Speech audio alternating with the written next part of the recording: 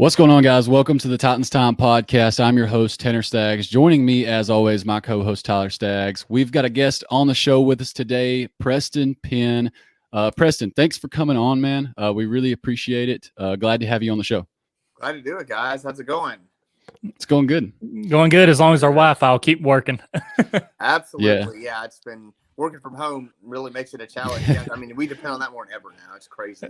I know back last year I had to work from home some, and we live out in BFE, and there would be times where I'd get just enough service to call my boss and be like, "Hey, big storm just come through. I have no Wi-Fi, so you're not going to get any work from me for a while." How BFE are we talking? To go to either town, we're about 20 minutes away. It's out there. Yeah.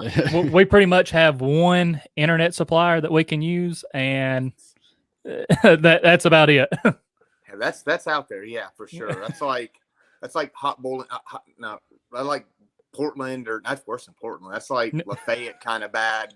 Red Bowling Springs, whatever it is. Right. Bad. Tyler is one of my closest neighbors, and for me to go out and run to his house, it's probably a 1.5 or 2 mile run. Oh my God. Yeah. Wow. Yeah, we're out here. But we grew up out here, used to it, and hoping that we can get some of these other internet providers to come out here and be like, "All right, yeah, we can run you like the fiber optics and maybe get something a little bit better."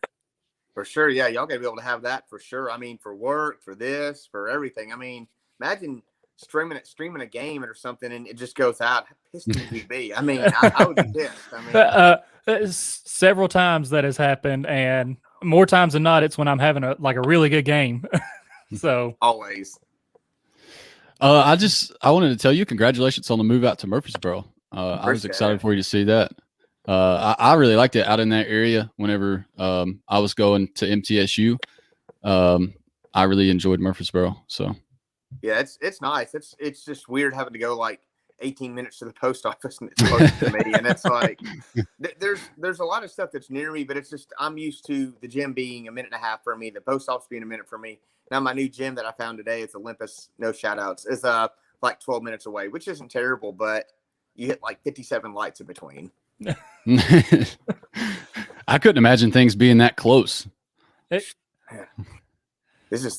weird for me being that far though. It's weird. Yeah. We have 3 Krogers, a Walmart, 2 Publixes within a 5-minute radius. I mean, we intersect. That's crazy. Within 5 minutes. I mean, it was all like right there. I mean, it's weird having.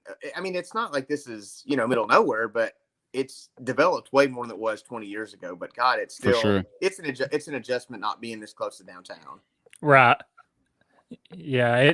I know it's crazy for us because back when Tanner was still in high school, he was on the basketball team, and to help out with his practices, our mom and dad rented like a little duplex in town, and they stayed there during the week. And of course I still stayed at our house, and it was, he was right there next to everything. He could be at the gym in just a couple minutes. Like you said, go to, if he wanted to go out to eat, he's right there with everything. And I'm sitting here like, all right, do I really want to drive, 20 minutes to go get a burger or something like that, or to go to the gym, really weighing the options there. God, yeah, you almost got to. It almost makes you not want to. It's like the church is like, I'll just eat at home. This is cool. Well, Tyler, I know that you wanted to get into asking Preston a couple of questions about his collection and stuff like that. Tyler's been the one here out of the two of us that's kind of started to build a little collection of his own. And I was going to make the joke to him that it's almost like your collection, like it inspired him to start kind of getting a collection going. Yeah, man, that, my collection is nowhere near what you have, but, just started to kind of grab some things, started out kind of, I guess, with the bobbleheads, just, seeing where people were doing the giveaways, like giving away a Keith Bullock bobblehead on Twitter, and entered that one. And it was kind of funny how it worked out. Bullock is, like my favorite Titans player of all time. and just so happened to win that, and I was stoked and just started growing it since then. And I know from when the Titans had you on like their super fan thing, you said you had like over 400 game jerseys. Is that right? Yeah, close to it, around there. I mean, I've lost count, but I think around there. That sounds about right. Wow. Out of all the stuff you have, not just the jerseys, anything like that, what is your favorite collection piece? Let me see. Man, it's hard to beat this Derrick Henry one right here. I don't know if I can turn this thing around if I'm stupid when it comes to this. I may just here we go. Move this out of the way. But the Derrick Henry piece that from 2 years ago is probably as close to my favorite as possible. This thing is awesome. I'm trying to make sure I don't damage the wall here. Okay. Right. My wife would kill me. So this is the everywhere. Apologize. This thing is not even anywhere near done. So I'm I'm not drunk, I promise. I'm trying to get correctly, but there's one right there. And see, we're going to knock down this wall, and it's supposed to be done next week. So y'all bear with me for a second. We're going to connect these two. We're going to end up connecting these two rooms. And God, it's dark in here. Let me turn some lights up. But I have to click the right one the first time, so that's good. So I've got helmets set up now, kind of. These things are a pain in the butt to put together. Those, and then I've got jerseys. I think that's what I think I'm gonna do it like this. I gotta find a use for this slanted area here. But I think my favorite jersey though has a lot of significance just because historically it only was 2 years. This Derek Mason Tennessee Oilers jersey, right? And they wore it the entire year because I didn't know this till someone told me this recently that they ended up wearing the jerseys that last year. They only wore white in '98 because the Bud was kind of cheap. And he didn't want to spend a lot of money on jerseys for one more year when they were going to be doing the complete redesign in 1999. So they ended up just giving them one jersey. They didn't wear blue a single time, light blue or dark blue a single time that year. It was all white. So I think they literally gave them one jersey and said, "Okay, you tear it up. We're going to stitch it back together." And it's beat up, and I love it. But that's just the significance of them coming from in a 4-year span. God, I'm terrible with this camera. 4-year span from going to Houston, Memphis, Vanderbilt, and then down the road to Nashville. I mean, that's crazy. And to keep that franchise afloat and even going 8-8 is astounding considering what all they went through, the adversity of and uncertainty of not knowing what they were going to be dealing with even the next year or the next month. I mean, it's just to be able to do that is pretty crazy. And then to be able the next year, of course, to go Super Bowl run was just nuts. I felt so good for picturing those guys because they went through a lot of crap with those 4 years having to move and the city of Houston kind of turning on them, not going to the games anymore. I mean, you hear stories about them just kind of completely shutting the players out. It's like players like, this isn't our fault. It is what it is. That's crazy. Right.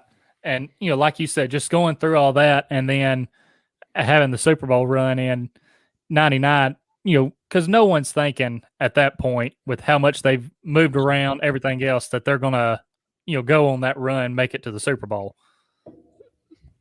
Definitely not. No way in hell. I mean, none of us predicted that. Then you come out and don't lose a game at home and then just play out of your mind. I mean, because everything just starts clicking at the right time. You get the defensive rookie of the year. You get 14.5 sacks out of him, still a rookie record. Mm-hmm. You get production from which makes other guys better, and then makes the coverage better. I mean, the pass rush is better. Eddie's clicking. Steve is in his third year full starting, so he's starting to come around. And then you get some production from wide receiver. Wycheck is just unbelievably consistent. And you have Lorenzo Neal, which it's one guy I would say not let go. Him and Mason were the two guys I wish they wouldn't let go of so early because Lorenzo Neal was just so good for Eddie. Right. And I didn't know if Tanner had any questions about your collection there, anything like that. He, like you said, I've been the one kind of working on mine. He tells me I got a bobblehead army here now because I got, was able to end up getting all the ones that they've gave, out to the season ticket members. But Tanner, you got anything for him on his collection? I actually, one of the things that I wanted to ask him, I wanted to shift kind of to the team now, and I wanted to ask him what his thoughts were just in general about the team with all of the different offseason moves that they've made. I mean, obviously there's a lot of optimism around what's going on. So what do you think about it? Isn't it crazy how a couple months can change it completely? It's I mean, insane. At the end of like January, and then you start seeing a couple months later, you know, Vaccaro's gone. They cut Adoree. I mean, they cut Malcolm. It's a lot of people are like, oh, we don't want to win all this stuff. And then now they trade for Julio. They have a pretty good draft from what it appears, and they fill a couple holes. And then you go from everybody wanting to jump off the bridge to they're jumping on the bandwagon. And it's like, it's just crazy how quickly it changed. And it just took a couple things, and it just shows how overreactive a lot of people are. I mean, and it's easy to, as a fan, we're fanatics. I mean, we really do get excited about stuff, but you really have to look at it like John Robinson's done a good job for 5 years. He's not perfect. He's going to miss. He's missed on Kevin Dodd. He's missed on the 79. We're not going to mention his name. He actually messaged me yesterday on Instagram. It's a funny story. Anyway, but so he, but for the most part, he's hit on a lot of picks. So, I mean, he's not hit on every pick. Nobody has. But you look at all the first-round misses by every GM, and there's a lot that you're like, oh, my God, what were they thinking? Every single one. But now, to answer your question better, Tanner, I feel pretty good about it, provided everybody stays healthy. I mean, on paper, it's maybe the most potent offense we've ever had. But Ferkser should be really good. I think that third tight end is what I'm really kind of curious as to who's going to win that battle, because that guy's going to play a lot, honestly. You got Swaim as your number 2, he's your blocking tight end. Ferkser can block a little, but he's a receiver, as we know. The third guy is that Pinckney, is that oh God, I can't think of the guy's name. But there's another guy that was on the practice squad last year that was around. And I think there's like 4 or 5 guys vying for that third spot. And people talking about trading for OJ Howard or Zach Ertz. I mean, they've already traded 2 picks in the next year's draft. They don't need to trade another one. I mean, right. We're going to be looking at 2023 picks if we really start getting. I mean, if we don't start being careful, you know what I mean. I know the window is probably 3 years, but that doesn't mean they need to just completely mortgage the future for 1 year, because they could really be good for 3 years, I think. Exactly, and that was the thing that I was saying. I believe it was a couple of weeks ago about the tight ends. I definitely wouldn't mind seeing another guy in the mix, but with the amount of picks that they've already used up trying to better that roster, I just don't know that you could justify giving some more away.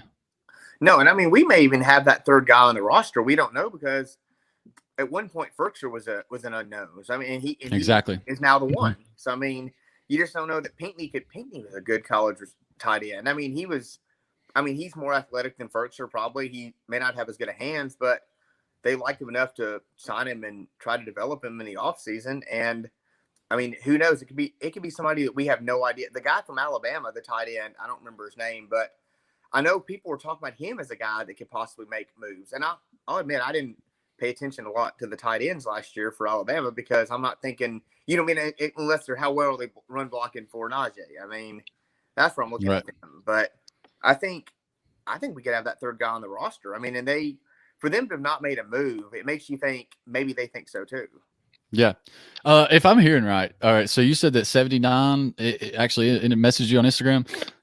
Yeah. Funny story. I actually joked about it. He has his Instagram lives every once in a while where he'll go live and he'll start, sitting in his car or sitting wherever and talking. And I said, hey, I want to buy one of your game jerseys. And he's kind of thinking, whatever. He goes, if you're serious, or however he sounds, if you're serious, then shoot me a message. I said, all right. So I just being funny, I started messaging him, and I'm like, what are you thinking? I said, I'll give you like 200, because I give him 200 because it's like a novelty piece. It'd be kind of funny that he had his draft day jersey. And he goes, I'm saying that's a little low. And I'm like, oh, you're not playing. So, I mean, it's like, hey, you have 4 more snaps than I do, bro. I mean, so I'm like, okay, so what do you think? He goes, at least 1,000. I'm like, all right, sorry, all right, buddy. Nope. I just kind of left him on red. I was like, I don't know what to say. I just like, I want to ask for pictures, but it's like, I don't. That's the one thing I think that really that put a lot of wheels in a lot of different motions too. You think about that, because we had to draft a right tackle in the 2nd round this year because of that, right. And then we get rid of Dennis Kelly, and we signed Kendall Lamb, who's another run blocker, which, when you draft Dylan Reduns, I think that's how you say his name, and then you sign Kendall Lamb and you're letting go of Kelly, you know what that means? That means they're gonna run the hell out of the ball. They want to run the ball. They want to crush people. I mean, these are guys that whoever plays that right tackle spot is gonna maul somebody, and that was what they were hoping from Isaiah. But the good thing is they were able to get good value for that second round pick for Dylan, because a lot of people had him as a first round pick. Not that the draft projections mean anything, but the guy's a talented player, even if it's at a lower level. And if he fits your scheme, you get him in second round, and he starts within, half a season or a season. Hey, a good pick. Right. And, just going back to your story, that it's kind of funny. He's telling you, hey, that's a little low, but after everything we know now, we're looking at, yeah, well, your rookie contract was a little high considering no more than what you've done. And I'm trying to think, what are your expectations for this season? Like, if you were to give a season prediction now, just like as far as how many games do you think we're going to win? Obviously going to 17 games this year. Do you think that that's going to open things up more for Henry to probably break that season rush record? Or since we added Julio and now teams really have to pick their poison, do you think that kind of levels it back out? That's a good question. I've thought about that too. And somebody was one day I was talking to them, and they go, Titans are going to be 13-5. I'm like, who's the 18th game? And they're like, no, they play 18 games this year. I said, since when? And then they're like, oh, just kidding. They play 17. I'm like, yeah, okay, cool. But so with that, I think it's interesting because, like you said, you have to pick your poison. You can't put 8 or 9 in the box. You can really put 7, because Julio can still beat you. AJ can certainly beat you. Ferk, if either one of them starts doing really well, Ferkster could do well. Your third receiver, Josh Reynolds, you're paying money to, could come in the slot or come in, line up outside and do well. I think the extra game, though, I mean, they drafted with the way that they want to, their identity is they want to run. They want to crush people, I think, with the way that they signed Kendall Lamb. They drafted Dylan at right tackle. All the guys that are coming back like to crush people. They made clear in the evaluations of wide receivers, every one of these guys we're looking at, they must love run blocking. So you know what that means. They're going to go. They want to hit people. They want to hit people, and I think that's still going to be their bread and butter, is going with Henry. But they're not afraid to throw it down the field and open it up either. I think that's a good. I think it's a good option either way. But as far as for games, it's hard to pick a number for games, because it's like that stuff is so fluid. You know what I mean? Like, it's so hard. But I think another 10-win season is not out of the possibility. But I mean, it's a realistic expectation. I think for playoffs, I don't see why they can't contend for a Super Bowl. I don't want to say they will be a Super Bowl team, because crap happens. I mean, it's just one of those things. We've had fluky things happen. I just hope we don't play the Ravens at home, because it seems like whoever has that game in their stadium, they're losing that game. Right. Historically, I mean, 20 years, that team, that the Ravens and Titans have played at playoff games, the home team has never won. I mean, so it's crazy that's such a crazy stat just to think about. It really is. I mean, but I think Henry could realistically, if they stick with him like I think they could, I don't see why they couldn't get 1,800 yards, 2,000 yards again. And Tannehill throws for 3,500. I mean, that's another 5,500 yards in offense. My math is correct, which I'm not a math major, but I think that's right. But if I'm not, edit that out, please. No, I'm kidding. But I think I don't see how they can't get an extra game, because that all it takes is a 200-yard. All it takes is a 200-yard game from Henry, and then a bunch of. But he showed he could do that several times last year. It just takes one chunk and he's gone for 80 yards. I mean, there's nobody like him. So if there's anybody that I ever think could repeat for 2,000 yards, it would be Henry, just the way that guy works his tail off in the offseason. He's more talented than anybody maybe ever played the position, physically gifted wise, but the guy still works hard. I mean, it's not like he's still hungry. He still wants to be great. He's not half-assing it and coasting because he's the best in the league and he's the back-to-back rushing champ. He's still out there hungry, wanting to be great. The thing to me about like what you were talking about earlier, with what the Titans want to do and what they're really building their roster to do, what should be scary to other teams is obviously they're building their offensive line and, their tight ends around the fact that they want to be blocking for Derrick Henry. But when other teams look at the wide receivers that the Titans have, especially the top two, when you look at A.J. Brown and you look at Julio Jones, and when you see those two names, you obviously think of big receiving numbers and, two guys that you have to really pay a lot of attention to. But what needs to scare these teams is the fact that those are two huge dudes that can be running down the field blocking for Derrick Henry. Yeah, those they're big, and then you've got pretty much everybody over 6 foot except for Cam Batson. And Cam is completely different. I mean, he can still run block. He'll still get in there and hit somebody. But every one of those other receivers that's going to make the team is 6 foot or taller. I mean, Racing McMath 6'3", Desmond Patrick 6'3". I mean, Nick Westbrook 6'2". I mean, and then all the tight ends are big as they should be. I mean, you've got a lot of guys in there that are willing to hit somebody and really just enter big enough to make an impact in the run game and then scare you downfield, because you can play jump ball with any of these receivers and they've got more than 50-50 shot to win the jump ball. Yeah, I mean, and some teams, like you talked about with Derrick Henry, just how big and physical he is. So, most of the time teams have to deal with receivers that are like that. But now you have receivers that are like that, running back that's like that, tight ends that are big. And you mentioned Ferkser earlier and Josh Reynolds, just with the, three-headed monster we have of Henry, Brown, and Julio, Reynolds and Ferkser are guys that Tanner and I both said that we think are just going to thrive this year, because so much of the other team's focus is going to be on stopping those three guys that, you can just slip Reynolds out there, slip Ferkser out there, and, they're going to rack up yards.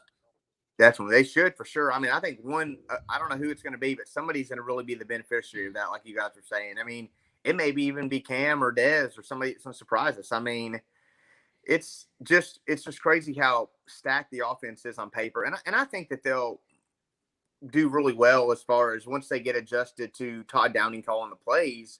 That's an adjustment, but it's not a huge adjustment because he's probably going to stick with a lot of the stuff that worked with Arthur. And there's a lot of continuity on the staff. So I think a lot of the stuff's going to stay the same, but there is still an adjustment. But I think you've got players that are talented enough and knowledgeable enough that that they'll value the impact to be, the opinions to be able to kind of cater it to where you're doing stuff that really works, that AJ likes or Julio likes, or even a play that Henry likes, or something that you're going to make it to where that you're going to want the players to succeed, and you're going to put them, they'll be able to put them in the best position to succeed. It's just going to be an adjustment, possibly. Hopefully we get it all worked out in preseason.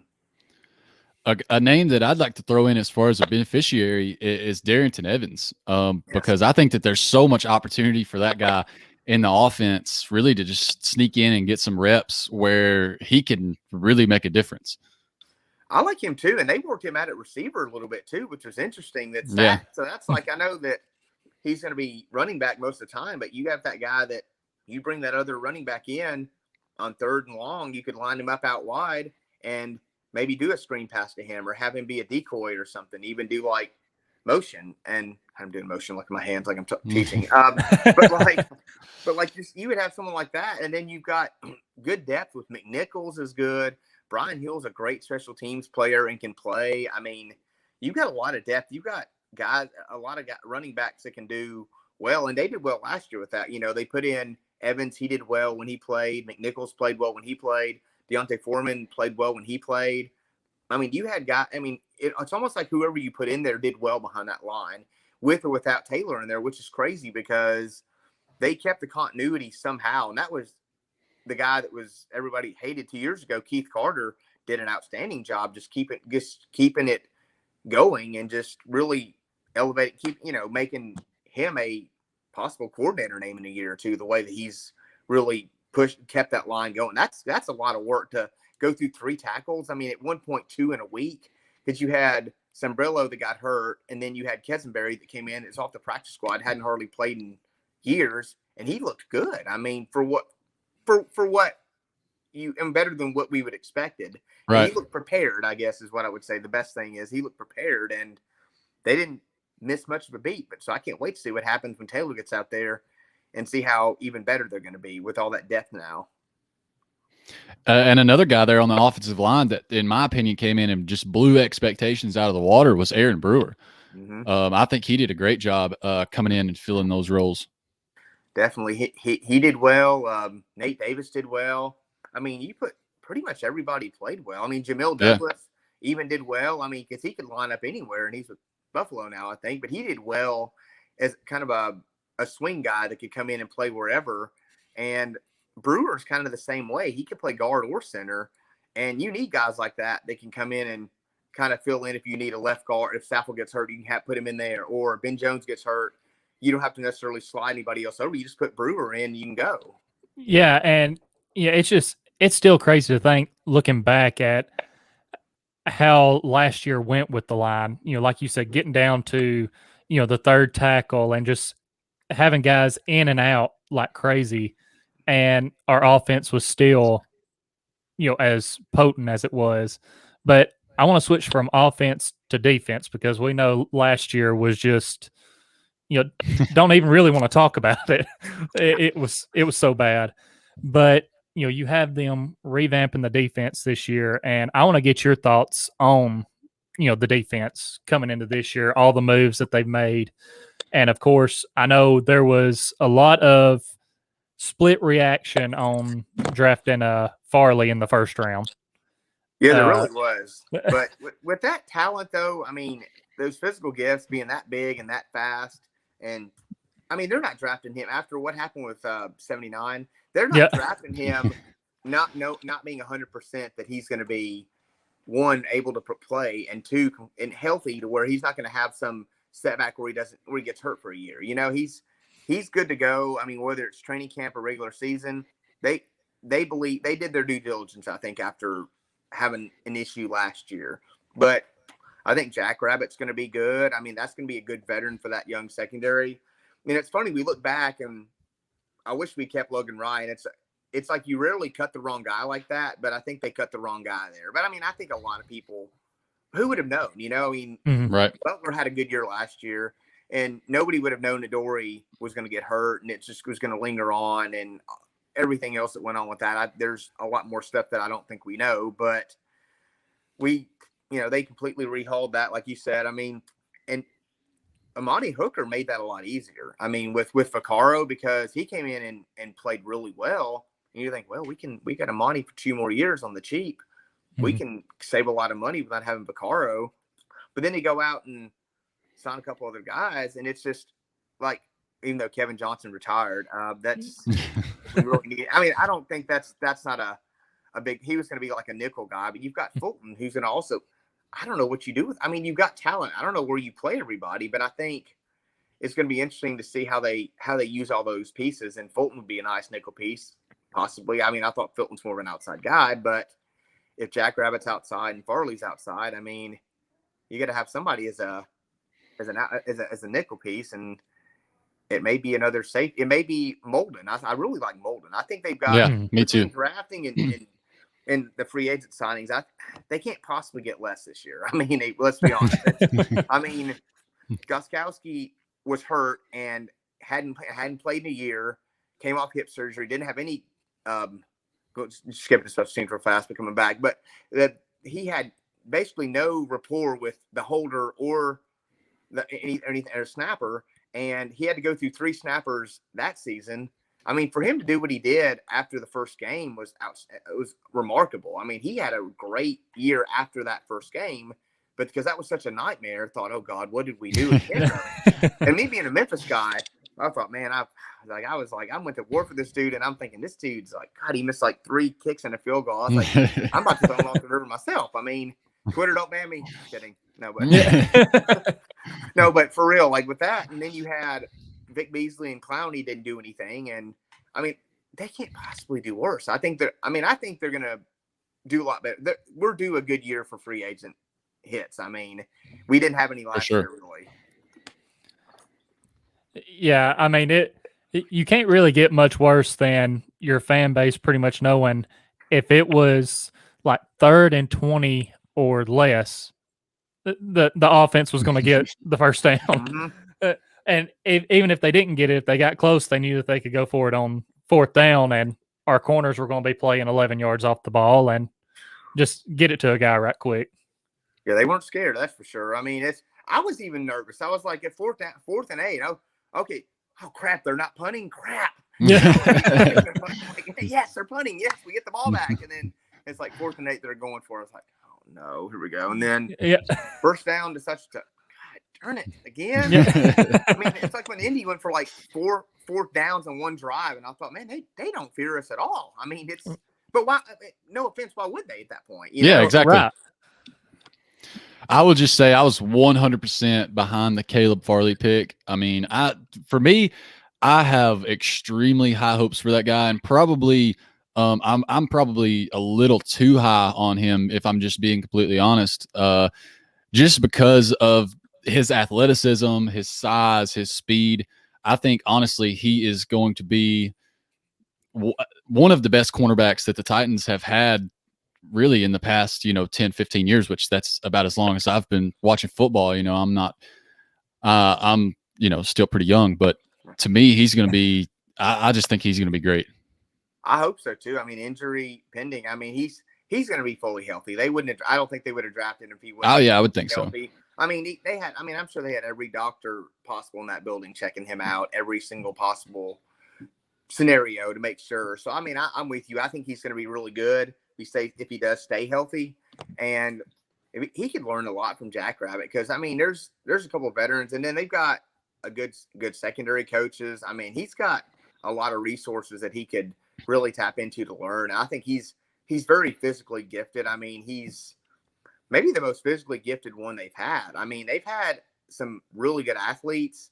I mean, we knew Woolfolk was physically gifted, but he couldn't play corner. But, other than that, I mean, it was okay. But then you had, I mean, Finnegan was great, but he was a little smaller, but man, he was so aggressive and he was so good.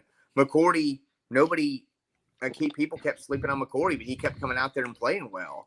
I mean, Malcolm Butler, Adore. I mean, they've had some good ones, Samari Roll over the years, but Caleb Farley's probably the most physically gifted out of all of them by far. I mean, even more than like Pac-Man. If Pac-Man had worked out, he would have been really good here. But I think Farley is going to be really good in this defense, and God, he's just exciting to watch. The dude is a physical freak. I mean, and I think that's going to be hard for people. I mean, maybe we'll be lucky and he'll be a shutdown corner. I mean, because there's very few of them out there.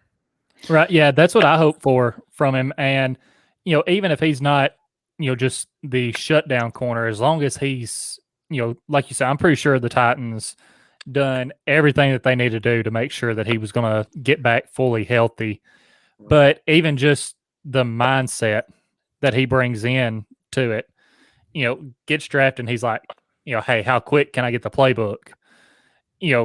I just feel like when you go back to last year and, you got 79 not wanting to come to, the camps, any of that. And then you get a guy who, as soon as he's drafted, he's like, hey, I need to get the playbook so I can start looking at this stuff. I want to be mentally ready to get in there. You mean you don't want Caleb Farley to drop a rap album next month? I would prefer that he did not. I think we're all crossing our fingers that he'll stay off Spotify. Yes. Please. One of the, and I don't know if Tyler has anything else, but one of the last topics that I wanted to bring up, and this is really something that it's looking into the future, obviously, but it's something that I haven't seen talked about a lot. And obviously everyone knows that at some point the Derrick Henry is going to start. It might not be in 2 years. It might not be in 3 years, but at some point, Derrick Henry, his athleticism, his ability, it's going to start to decline a little bit. How long do you think we have really as fans to see Derrick Henry play at this high of a level as he has the past 2 seasons? He's 27, right? I'm thinking, I know the magic number is typically 30 for a running back, which is weird because it's pretty accurate, but he's just not like any other running back or any player I've seen. So it's hard to – he's one that if I was going to bet, I wouldn't bet against Derrick Henry. There's not a lot of people not bet against it. He's one that I definitely would not because, you would say 3 be the safe number, but I could see realistically 5. I mean, right. But then again, part of that is the heavy workload with 17 games now instead of 16. How many extra carries is he going to get? Can he do 350 carries or whatever it is every year? I don't know how long he can sustain that, but he's big enough and he takes care of himself well enough that he could be an anomaly. He could be completely just different than anybody we've ever seen. And there's a lot of things that indicate that he is different than anybody we've ever seen. He's just so damn physically gifted and just strong, fast. He works hard. He wants to win. He wants to be great. I mean, he doesn't get any kind of trouble off the field. He's a good guy. I mean, he's got a family. You know what I mean? It's just stuff like that. It's a guy you want to root for because he does all the things. He does everything right. I mean, and he works, including the stuff on the field. He works hard on the field. I mean, he wants to be great and he wants to win championships. And he just someone like that. I mean, I would think 5 years, but I mean, I could be wrong. Of course, magic number again. It's 3 years for him because he'd be 30, but I just can't bet against Derrick Henry. He's too damn good. Yeah, I agree with you there. And as far as not betting against Derrick Henry, I was scrolling through DraftKings the other day and I saw where they had just really great odds on Derrick Henry to beat the single season rushing record. And I absolutely had to just go all in on that because just with the odds that were given and the fact that there's an extra game this season and the fact that he broke 2,000 yards last season, there's a real chance for Derrick Henry to break the single season rushing record. And I would say it's a better chance than any running back has ever had before. And obviously because he has an extra game. Absolutely. That 17th game is going to be huge. And it'll be 17th game is against the Saints this year. I mean, it won't be the last game, but that 17th game is against a team that doesn't typically have a great run defense historically. And I think that's a good thing. And plus, just at that point, I mean, at that point of the season, which is, I guess that's pretty late in the season, isn't it? Don't we play the Saints late? Because that's the 17th game. But they played. I can't remember. Let's say, let me look right quick because for some reason I was feeling like that fell more towards it may be the middle. Either way, though, that game, you know, the season does go into January 9th now. So I mean, we can get to a scenario where game 17 happens. They may not even need Derrick Henry, but they want to play Derrick Henry because you want to keep him fresh too. You don't want to sit him and rest him a whole week because I don't think that's really great for Derrick Henry. You know what I mean? It's like you want to keep that train rolling, and you don't want to get in the situation where you come out flat the next week because you gave him a week off. I mean, give him 10 or 12 carries or whatever it is, and again, of course, depending on the rushing record, how close it is there. I mean, they may go all in like they did against Houston. I mean, at a certain point, I mean, it's like almost like you didn't need Derrick Henry, but you still wanted to just run him because we want to get him. We want to get him 2,000 yards. And right. He broke that one, and it's just. I think it's a good shot to happen. I mean, I hope it does. I mean, it'd be awesome to have the only team in the NFL with not only several 2,000-yard rushers, but the only NFL running back to run for 2,000 yards twice. How cool would that be? Right. Yeah. And the Saints game is going to be week 10. Yeah, on January 9th, from what I was just seeing, they got the Texans, which we obviously know how that's went in the past. Mm-hmm. And talking about him breaking the single season rush record, I'd also be interested to see if, with a game like he had against the Texans, if he can break the single game and, end up going up over 300 yards in a single game. I mean, that's a lot of yards and probably a lot of carries, but with the way he can break runs off, like, you get a couple long runs and it's not too hard to do. No, it's really not, especially with him, because they add up. You get a couple 10-yard runs and you break a 70-yard run. And I mean, at that point, you're about 100 yards right there. I mean, it's just, It's crazy how fast it adds up with him because he's just so fast when he gets in the open field. And then January 9th, I don't think the Texans are going to have a lot to play for. I mean, I think the Titans will, but hopefully it's in a situation where they can just run him downhill and get another couple 100 yards and put him in that situation. Because the record now is what, 295 for single game, I think. It's around it's either like 295 or 296, I think. I can't remember for sure. But I know it's right under 300. So, yeah, I mean, he's one that it's possible because he can score. He's one of the few that can really score every time he touches the ball, and which is like it is 296. Means very few. 296. Okay. Yep. Was it Peterson? I think it's Peterson. Yeah, it was Peterson. Lewis's, which I think was 295, right? That's right. Yep. Damn, I know a little bit. Okay, cool. I knew Peterson's, and then you just ran off and left me. I was like, oh man, okay. He's got his stuff down here. I guess just kind of jumping off topic of this season, just to get to know you more because you've been a fan of the Titans since the start. Who would you say is your all-time favorite Titan? Oh, that's tough because I've gotten to know a couple of the guys over the years. I mean, just watching. I mean, the easy answer is always like Steve McNair, Eddie George. Everybody's always says those. I mean, I always like Bullock and Hainsworth. I mean, I'm like defensive guys. I mean, Bullock was so much fun to watch because he was so underrated. I mean, he only went to the Pro Bowl once, which was a crime anyway. I mean, the guy was so awesome to watch. I mean, to have your own nickname, Mr. Monday Night, is one thing, but then to be able to just be that big and that athletic and to be able to just make the plays he made on defense, I mean, that guy was awesome. That guy was so looked over his whole career, and just another really good guy that now, I mean, and some people will say, you shouldn't have like players with your heart, you know what I mean? But like, you really do. You really get to see some of the guys, and you pull for them because they are good guys, and you hate to see them get cut, or you hate to see them go to other teams, get traded or whatever, but that's part of being a fan. And I think it's just one of the things. It's cool to see guys like him that have continued to develop professionally after his career. He's opened a coffee shop, as you guys know. He runs a business. He still is around Nashville, and he's embraced Nashville as home. I mean, guys like that are hard to not hard to root for. I mean, they're just because they don't just stay, they don't just play here and then they leave and you never see them again. A lot of the people that play here actually stay here and live here permanently, which is a testament to how cool Nashville is. And exactly. Minus but y'all, if y'all are watching this, don't move here, please. I'm tired of sitting in traffic. Well, I think that's all that I have for anyone watching. If you're not following Preston on Twitter, you need to be. I've seen where you went back and forth with several people. You defend the Titans through and through for sure. One of the biggest Titans fans out there. I seen the other day where I guess it's a Chiefs fan. You tweeted out that you were ready for.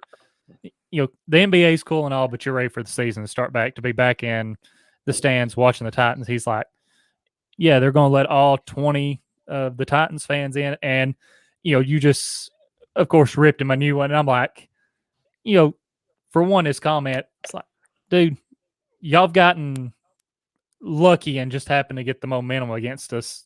The last time we played y'all, stadium's packed usually. Obviously last year, different story for all the teams, but yet for anyone who's not following him, and I think I've got your Twitter handle correct. That is it, correct. There we go, at the Real Prez 10. So make sure y'all go follow him. Great follow on Twitter. I appreciate that, guys. Yeah, it's fun messing with some of these fans. The dude is like, yo, all five of you going to let all five of you in the stadium? I said, yeah, only if they let your 12 followers. Yeah. I'm like, yeah, well, okay. It's a stupid comment. I'm like, where did he come from? Like, I'm reading this. I'm like, I see that. I'm like, what the hell's wrong with this? Like, where did he come from? Okay. I got it. He's just searching up Titans people to just talk trash. Well, and that's basically what he come back to is he was like, just to get a reply out of you or something like that. And I'm like, dude, he's just done the same thing to you. He's exposed you for your followers on there. Only have 12, and I think maybe 30 minutes later he got up to like 20. But it's like, congratulations. Yeah, it's like you're asking. You're asking for a response, and Preston just so happened to put you back in your place there. I mean, I'm from Memphis. I have a big mouth. I mean, it's gonna come out. I mean, it's just I can't shut up. I mean, it's just one of those things. Well, yeah, I did want to say once again, thank you so much for coming on the show. Obviously content is a little bit dry right now, but we always like to get on here with different Titans people and just talk about the team, because that's one of our favorite things to do. And that's really the reason that we started this podcast, was to be able to talk to other Titans fans and just, talk to other people about the team. Definitely. I appreciate you guys having me. This is fun. I mean, gives us something to talk about for a little bit. I mean, because it's just, we have roughly 4.5, 5 weeks till training camp now. So, I mean, we're closing in. It's just, you can tell because people are starting to get pissed at each other and just fight for no reason on Twitter. So it's about that time that when I was like, well, football is coming soon. And I'm ready for just all this new merchandise to come out. And it's just all these different season events. And I know this is going to be a different year because they're still a little COVID cautious. I mean, I don't know. I can't go into my opinion on that. It's a little, they're a little too cautious, I think, but I understand you've got to be. But at the same time, give me 2022, especially when we have normal interactions with people, fans, players, etc. But right now, give me 2021 when we have Derrick Henry hitting you in the mouth, AJ and Julio ripping people up, and Tannehill being underrated, and let people continue to say that Cam is better and Carson Wentz is better. Yeah. Stupid ass list I saw today. I was like, what is this? Like, I thought it was a joke, and I'm like, oh, this is actually from someone from what the hell? Okay. Yeah, I mean they don't want to like the Titans, and Tannehill, especially a lot of these people just going off stats and everything else. He's proven time and time again, but still, no matter how many times he proves it, it's like, no, outside the top 10. Like you said, Cam, Carson, some of these people, and you're like, really? You're going with these guys over Tannehill right now. One thing that I pointed out the other day was Carson Wentz from someone had higher MVP odds than Ryan Tannehill. And I'm just like, how? How? That's pretty crazy. Speaking of collections, guys, I was going to say you getting started on that. It's fun. Don't ever let anybody discourage you. Collect what you like, and if you like bobbleheads, collect bobbleheads. You know what I mean? Collect what you like and enjoy it, and just, it's your man cave. You're putting up, make it look, however you do it is going to be the right answer. But there's a card show 2 times a month in Nashville. There's a trade night that's happening next Thursday night, by the way, in Murfreesboro. And HBO Sports is going to be there. You may be worth going to. I'm going to be there hanging out. But there's that. And that card show is actually going to have a couple shows next year that's 500 tables, which is insane. Wow. But, yeah. Hit me up. I'll get you some more info on any of that stuff for sure. But just as a collector, you can find cards, memorabilia, all sorts of stuff. I've got all sorts of outlets for you guys being local to be able to find that. So, I mean, I can definitely help you there. Yeah, we'll be sure to hit you up about that. And, awesome. I joked around about the bobbleheads, but then, of course, went to the Titans yard sale like we talked about, or garage sale, and got a couple of those game pants. And then another fan of the show, he sent us a message, said he had some stuff. It's not an official jersey, but got a signed Rashawn Evans jersey, and then went and checked out Man Cave Inc. in Mount Juliet, and ended up getting a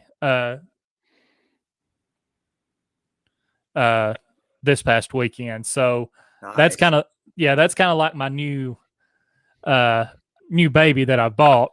And then I guess my favorite piece is, I was about to say, you're leaving out your favorite. No, I was getting to it. Since Bullock's my favorite Titan of all time, actually got him to sign my Keith Bullock jersey that I've had for forever. And I've got that frame, just have to get it back up on the wall. So nice. That is good. That's a good one. That's a good one to have. And I mean, there's so many cool ways to frame them. I mean, if you ever need any ideas for framing, I got you. I mean, there's a lot of cool ideas out there. I mean, and it's a lot of DIY stuff that's cool too. I mean, you can frame it a certain way, even in a buddy of mine and I were doing it with a frame, and we ended up framing a couple of his jerseys with like a 24x36 frame. We just mounted it in the frame with a foam board inside it so it wouldn't move. And it looks really good. It's got a black background. Stuff like that, a little bit, sometimes less is more with that kind of stuff. And right. of course, when you have limited wall space, I mean, you got to really be careful how you frame stuff. And because then you start having crap on top of stuff. And it's just, I mean, it looks like, it can get very cluttered. Yes. And I'm OCD. So cluttered would drive me nuts. I mean, that's why you can see my sports room. I'm kind of trying to get everything just put up right. But I'm waiting on this stupid wall to get knocked down because I want to know exactly how much space I'm going to have before I start really knocking stuff down. And really putting stuff up. I mean, because I want to make sure that in my head, I've got an idea of what I want to do, but I want to make sure that when it actually see it, I'm like, okay, this is how much space I have. And I want everything to be matching or really close to matching. And yeah, it's just collecting. I mean, it's fun. I've gotten to know a lot of people and made a lot of good friends through collecting and, Titans events and stuff. And I know you guys probably have too, just going to games and going to events and seeing some of the same people. And then you see them on Twitter, Facebook, and then you get to know them and you become friends with them. It's almost like an extended family. And it's funny how sports can bring us together, particularly one football team, the Titans. I mean, it's awesome. Yeah, it is. And, it's, you talking about like the wall space and everything. That's pretty much the problem I've run into because, where we record the podcast and where I kind of have, I guess, my little man cave right now is actually in our guest room. And, got this one wall that I have my Titan stuff on. And I look around, I got more stuff laying around. I'm like, okay, I would really love to get that up, but I don't have the space for it. And I'm OCD like you. And I'm like, okay, I can't just clutter it all in there.